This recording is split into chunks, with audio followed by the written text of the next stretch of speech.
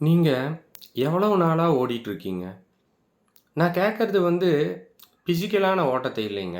மனசளவுல உங்கள சுத்தி இருக்கிறவங்க தூங்குற நேரத்தில கூட உங்க மூளைக்குள்ள ஏதோ ஒரு திட்டம் ஓடிட்டே இருக்கும்.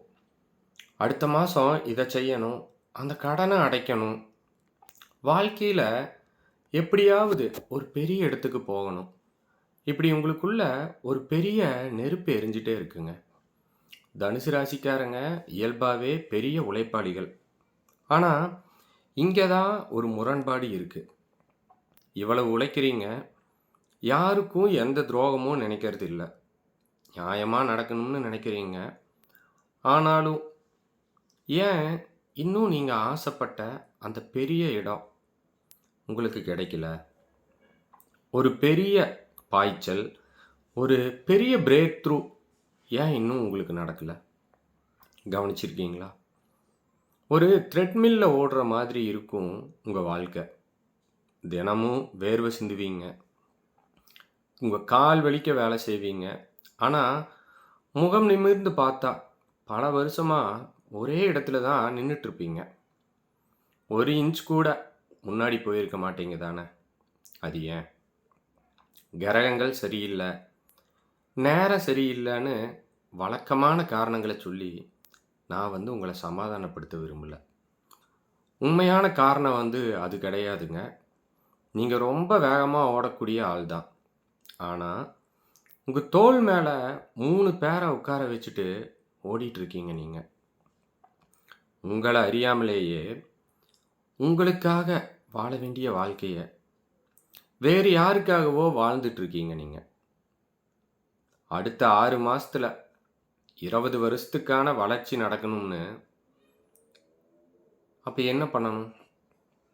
ஏதோ வானத்திலிருந்து ஒரு மாயாஜாலம் நடக்கப் போகுதுன்னுலாம் அர்த்தம் இல்லைங்க. இத்தன வருஷமா உங்க கழுத்த நெரிச்சுக்கிட்டு இருக்கிற, அந்த கண்ணுக்கு தெரியாத தடைகள நீங்க அறுத்து எறியப் போற அர்த்தம் தான் அது. உதாரணமா ஒரு பலூன் மேல பறக்கணும்னா, அதுக்குள்ள இன்னும் கொஞ்சம் காத்து அடிக்கணும்னு அவசியம் இல்லைங்க. அதுல கட்டி இருக்கிற மணல் மூட்டைகள அறுத்து விட்டாலே போதும் இல்லையா? அது தானா பறக்க ஆரம்பிச்சுடும். அதுபோல தான் உங்க வாழ்க்கையில புதுசா எதையும் நீங்க கூட்ட வேணாங்க. சிலர கழிக்கணும். அந்த கழித்தல் தான் உங்க வாழ்க்கையோட மிகப்பெரிய கூட்டல்ங்க. அந்த மணல் மூட்டைகள் யாரு? உங்க வாழ்க்கையில இருந்து நீங்க உடனே விலக்கி வைக்க வேண்டிய அந்த முதல் நபர். இவர் வெளியில இருந்து வரல. உங்க குடும்பத்திலேயோ, இல்லைன்னா உங்களுக்கு ரொம்ப நெருக்கமான நண்பர்கள் வட்டத்திலேயோ தான் இவங்க இருப்பாங்க. இவங்கள நம்ம குற்ற உணர்வை விதைப்பவர்கள் அப்படின்னு கூட சொல்லலாம். அது ஏன்? இவங்க உங்ககிட்ட சண்டை போட மாட்டாங்க. உங்கள திட்ட மாட்டாங்க. உங்ககிட்ட ரொம்ப பாசமா இருப்பாங்க. ஆனா, அந்த பாசமே ஒரு ஆயுதம் தான். ஒரு சின்ன உதாரணம் சொல்றேன். நீங்க உங்க கேரியர்ல அடுத்த கட்டத்துக்கு போக, வேறு ஒரு ஊருக்கோ, இல்லைன்னா வெளிநாட்டுக்கோ போகலாம்னு ஒரு முடிவு எடுப்பீங்க. ஒரு நல்ல வாய்ப்பு உங்களுக்கு வந்திருக்கும். அத ரொம்ப சந்தோஷமா இவங்க கிட்ட நீங்க சொல்வீங்க. அப்போ இவங்க முகத்துல ஒரு சின்ன சோகம் வரும். "ரொம்ப சந்தோஷம்ப்பா. நீ நல்லா இருந்தா சரி. ஆனா, நீ போயிட்டா இங்க யார் எங்கள பார்த்துக்குவாங்க? உனக்கு எதுக்கு இந்த ரிஸ்க்கு? நம்மகிட்ட இருக்கிறத வச்சுட்டு எல்லாரும் ஒண்ணா சந்தோஷமா இருப்போமே!" அப்படின்னு ஒரு வார்த்தை சொல்லுவாங்க பாருங்க. அவ்வளவுதான். அங்க உடைஞ்சு போயிடுவீங்க நீங்க. நம்பள நம்பி இருக்கிறவங்கள விட்டுட்டு, நாம மட்டும் சுயநலமா எப்படி போறது? அப்படிங்கிற ஒரு கடுமையான குற்ற உணர்வு உங்கள அழுத்துங்க. வந்த வாய்ப்ப கூட வேண்டான்னு சொல்லிட்டு, அவங்களுக்காக அங்கேயே தங்கிடுவீங்க. ஆனா, ஒரு நிமிஷம் அமைதியா யோசிச்சு பாருங்க. அவங்க உண்மையிலேயே உங்க மேல அக்கறையா இருந்தா உண்மையிலேயே உங்க மேல அக்கறையா இருந்திருந்தா, உன்னோட எதிர்காலம் முக்கியம். நீ போ. நாங்க சமாளிச்சுக்கிறோம்னு சொல்லியிருக்கணும் இல்லையா? ஆனா அவங்க அப்படி சொல்லல. தங்களோட வசதிக்காக, தங்களோட பாதுகாப்பிற்காக உங்களோட சிறகுகள வந்து அவங்க வெட்டிட்டாங்க. தனுசு ராசிக்காரர்களோட மிகப்பெரிய பலவீனமே இந்த சேவியர் காம்ப்ளக்ஸ் தான். அதாவது இந்த உலகத்துல இருக்கிற எல்லாரையும் நாம தான் காப்பாத்தணும்னு நினைக்கிறதுங்க. உங்களை யார் ரொம்ப அன்பா நடத்துறாங்களோ, அவங்களுக்காக உங்க உயிரையே குடுப்பீங்க. உங்கள நீங்களே வருத்திக்குவீங்க. நீங்க கொஞ்சம் சுயநலமா உங்களுக்காக ஒரு முடிவு எடுத்தா கூட, நீங்க ஏதோ பெரிய பாவம் செஞ்சுட்டதா உங்க மனசே உங்கள வாட்டி எடுக்கும் இல்லையா? அந்த நேர்மைய, அந்த ஈவு இரக்கத்த உங்களுக்கு நெருக்கமான இந்த நபர் ரொம்ப நுட்பமா பயன்படுத்திக்கிறாங்க. உங்களுடைய ஒவ்வொரு வளர்ச்சியையும் இந்த பாசம் அப்படிங்கிற பேர்ல தடுத்து நிறுத்திடுறாங்க. சரி, இவங்கள எப்படி அடையாளம் கண்டுபிடிக்கிறது?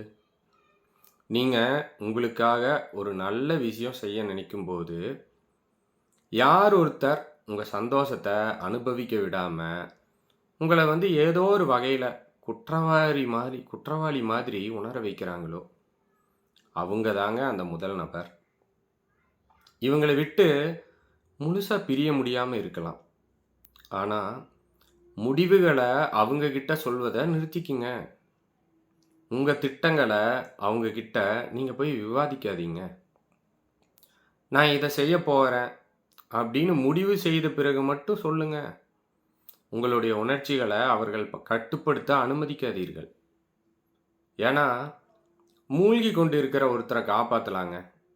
ஆனா, நீங்க நீச்சல் அடிக்கும்போதே உங்க கால பிடிச்சு இழுக்கிறவங்கள காப்பாத்த நினைச்சீங்கன்னா, நீங்களும் சேர்ந்து தான் அவங்க கூட மூழ்கணுங்க.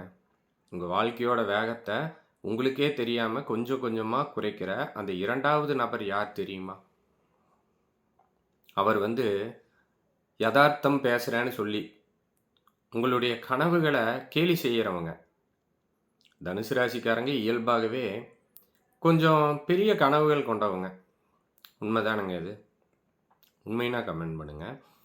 ஒரு விஷயத்த வந்து வித்தியாசமா யோசிப்பாங்க. யாருமே போக தயங்குற பாதையில இவங்க பார்த்தீங்கன்னா, துணிஞ்சு கால வைப்பாங்க. ஒரு ரிஸ்க் எடுக்கிறது அவங்களுக்கு வந்து எப்பவுமே ரொம்ப பிடிக்கும். பிடித்தமான காரியம் அவங்களுக்கு. ஆனா, நீங்க ரொம்ப உற்சாகமா ஒரு ஐடியாவே யோசிச்சு வச்சிருப்பீங்க. ஒரு புதுசா ஒரு பிசினஸ் ஆரம்பிக்கலாம். இல்லைன்னா, நம்ம செய்யற வேலைய வேற மாதிரி செஞ்சு பார்க்கலாம்னு நீங்க நினைப்பீங்க. அத வந்து ஒரு நம்பிக்கையோட இந்த 2வது நபர் சொன்னேன் பார்த்தீங்களா, அவர்கிட்ட போய் சொல்லுவீங்க. அவங்க என்ன செய்வாங்க தெரியுமா உடனே?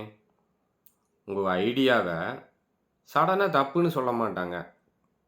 ஆனா, அதுக்கு பதிலா, "இதெல்லாம் வந்து பிராக்டிகலா சாத்தியம்னு நினைக்கிறியா? இதுக்கு இன்வெஸ்ட்மென்ட்க்கு நீ எங்க போவ? ஏற்கனவே அந்த தெருவுல ஒருத்தன் இதை ஆரம்பிச்சு நஷ்டமாகி ஊரையே காலி பண்ணிட்டான் தெரியுமா உனக்கு?" அப்படின்னு ரொம்ப அக்கறையா, எதார்த்தம் பேசுற மாரி உங்ககிட்ட பேசுவாங்க.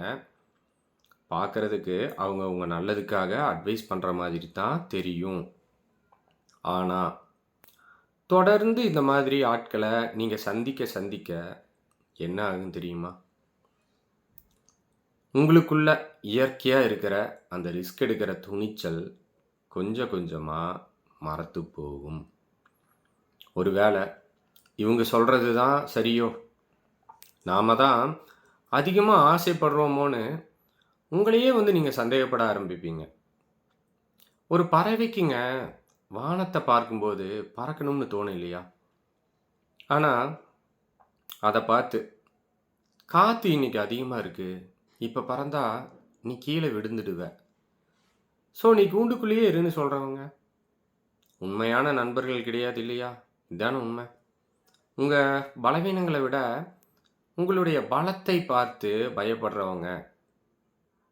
அதனால இனிமேல் உங்களுடைய பெரிய ஐடியாக்கள, இல்லைன்னா உங்களுடைய புதிய முயற்சிகள இந்த மாதிரியான யதார்த்தவாதிகள் கிட்ட சொல்றத உடனே நிப்பாட்டிடுங்க. சரிங்க. அடுத்து அந்த 3வது நபர் இவங்க பார்த்தீங்கன்னா, ரொம்ப ஆபத்தானவங்க. ஆனா, உங்க வாழ்க்கையில பார்த்தீங்கன்னா, ரொம்ப உரிமையா ஒட்டிட்டே இருப்பாங்க. இவங்கள வந்து உரிமையோடு உறிஞ்சுபவர்கள் அப்படின்னு கூட நம்ம சொல்லலாங்க. ஏன்னா, இவங்க எப்படிப்பட்டவங்கன்னா, இவங்க வந்து ஒரு ஒன் வே ஸ்ட்ரீட் மாதிரி. ஒரு வழி பாதைம்பாங்கல்ல, அதான். இவங்களுக்கு ஒரு கஷ்டம் வரும்போது, இல்லைன்னா இவங்களுக்கு ஒரு பிரச்சனை அப்படின்னா, நைட்டு 2 மணிக்கு கூட உங்க கதவ தட்டிடுவாங்க. கவலையே பட மாட்டாங்க. அதுக்கு தயங்க மாட்டாங்க. நீங்க தான் ரொம்ப நல்ல மனசுக்காரங்களே! உடனே உங்க மனசு கேட்காது. உங்க தூக்கத்த கூட கெடுத்துக்கிட்டு, உங்க வேலையெல்லாம் விட்டுட்டு அவங்களுக்காக ஓடுவீங்க. அவங்க பிரச்சனைய உங்க தோள்ல சுமந்துட்டு, நீங்க தீர்த்து வைப்பீங்க. சரிதானே! ஆனா, கொஞ்சம் யோசிச்சு பாருங்க. உங்களுக்கு ஒரு மன கஷ்டம் வரும்போது, உங்களுக்கு ஒரு உதவி தேவைப்படும்போது, அவங்க எங்க இருப்பாங்க? "ஐயய்யோ! நான் கொஞ்சம் பிஸியா இருக்கேனே, நாளைக்கு பார்க்கலாமா?" இல்லைன்னா, "எனக்கே 1000 பிரச்சனை இருக்குப்பா" அப்படின்னு ரொம்ப சாதாரணமா, சுலபமா நழுவிடுவாங்க. இவங்க தங்களோட வேலைகள, தங்களோட பொறுப்புகள ரொம்ப சாமர்த்தியமா உங்க தலையில கட்டிட்டு வேடிக்கை பார்ப்பாங்க.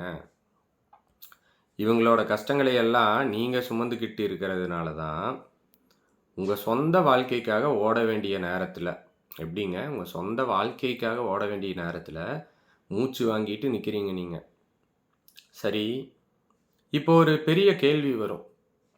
இந்த 3 பேரையும் இப்ப வந்து அடையாளம் கண்டுபிடிச்சாச்சு. இதுக்கப்புறம் இவங்கள எப்படி என் வாழ்க்கையில இருந்து விலக்குறது? நேரா போய் இனிமே என்கிட்ட பேசாதன்னு, நான் வந்து சண்டை போடணுமா? அப்படி இல்லைங்க. கண்டிப்பா கூடாது. ஏன்னா, தனுசு ராசிக்காரங்களுக்கு இருக்கிற இன்னொரு பெரிய சிக்கல் என்னன்னா, கோபம் வந்தா வார்த்தைகள் வந்து ரொம்ப தடிமன் ஆயிடுங்க. என்ன வார்த்தைன்னே தெரியாது. உள்ளத அப்படியே உள்ளபடி பட்டுன்னு பேசிடுவீங்க. கடைசியில தப்பு செஞ்சவங்க நல்லவங்களா மாறிடுவாங்க. அப்ப நீங்க தான் எல்லாத்துக்கும் காரணம்னு உங்க மேல பழிய போட்டுட்டு போயிடுவாங்க. அதனால சண்டை வந்து போடாதீங்க. அவங்க கிட்ட வாக்குவாதம் பண்ணாதீங்க. அதுக்கு பதிலா அமைதியான விலகல். அத வந்து பழகிக்கிங்க. அதாவது அவங்க பேசுறத வந்து காதுல வாங்கிக்கோங்க. ஆனா, மனசுக்குள்ள கொண்டு போகாதீங்க. அவங்க ஏதாவது உங்கள காயப்படுத்துற மாதிரி சொன்னா, அதுக்கு வந்து ரியாக்ட்டே பண்ணாதீங்க. எந்த ஒரு உணர்ச்சியையும் காட்டாதீங்க. உங்க ரியாக்ஷன் தான் அவங்களுக்கு வந்து ஒரு மிகப்பெரிய தீனிங்க. அத நீங்க நிறுத்திட்டாலே, அவங்க ஆட்டோமேட்டிக்கா குழம்பி போயிடுவாங்க. அவங்க ஃபோன் பண்ணா 10 தடவைக்கு 1 தடவ மட்டும் எடுங்க. என்ன சொல்லுங்க, "ரொம்ப பிஸியா இருக்கேன்." இல்லையா, "நான் வேலையில இருக்கேன்னு" சின்ன சின்னதா ஒரு காரணத்த வந்து உருவாக்குங்க. உங்க நேரத்த அவங்களுக்காக கொடுக்கறத வந்து நீங்க மெதுவாக குறைக்க பாருங்கள். உங்க முக்கியமான நேரத்த அவங்களுக்கு கொடுக்காதீங்க. அடுத்த 6 மாசத்துல நீங்க பெரிய முதலீடுகள் வந்து செய்ய வேண்டாங்க. இல்லைன்னா புதுசா 100 பேர கண்டுபிடிக்க கூட வேணாம். சத்தமே இல்லாம உங்க குற்ற உணர்வை தூண்டுறவங்க, உங்க கனவுகள வந்து கேலி செய்றவங்க, உங்களுடைய உழைப்பை உறிஞ்சுறவங்க, இந்த 3 பேரையும் உங்க மனசுக்குள்ள இருந்து கொஞ்சம் கொஞ்சமா வெளியேத்துங்க. நீங்க வந்து இதை செஞ்ச அடுத்த நிமிஷமே எப்படிங்க? இத செஞ்ச அடுத்த நிமிடமே, உங்க தோள்ல இருந்த பெரிய பாரம் இறங்குன மாதிரி ஒரு உணர்வு உங்களுக்குள்ள வரும். பல வருஷமா முடங்கி கிடந்த உங்க மூளை ரொம்ப தெளிவா வேலை செய்ய ஆரம்பிக்கும். வாழ்க்கையில கூட்டிக்கிட்டே போறது மட்டும் வளர்ச்சி இல்லைங்க. சில நேரங்கள்ல பார்த்தீங்கன்னா, நம்மள பின்னோக்கி இழுக்கிற ஆட்களை கழிக்கும்போது தான், நமக்கான மிகப்பெரிய கூட்டலே நடக்குங்க. அந்த தேவையான கழித்தலை வந்து எந்த தயக்கமும் இல்லாம, எந்த ஒரு எதிர்பார்ப்பும் இல்லாம, எந்த கவலையும் இல்லாம இன்னைக்கே ஆரம்பிங்க. இவ்வளவு நேரம் நான் இந்த வீடியோல சொன்ன தகவல் வந்து, உங்களுக்கும் வாழ்க்கையில நடக்குதுன்னா ஒரு லைக் பண்ணுங்க, கமெண்ட் பண்ணுங்க, நம்ம சேனல சப்ஸ்கிரைப் பண்ணுங்க. இன்னும் இந்த மாரி உங்களுக்கு உபயோகமான பல நல்ல வீடியோக்கள பத்தி தெரிஞ்சுக்கணும்னா, நம்ம சேனல் கூட தொடர்ந்து ஃபாலோ பண்ணிட்டே இருங்க. இதே மாரி ஒரு நல்ல வீடியோவில் மீண்டும் உங்களை சந்திக்கிறேன். நன்றி, வணக்கம்.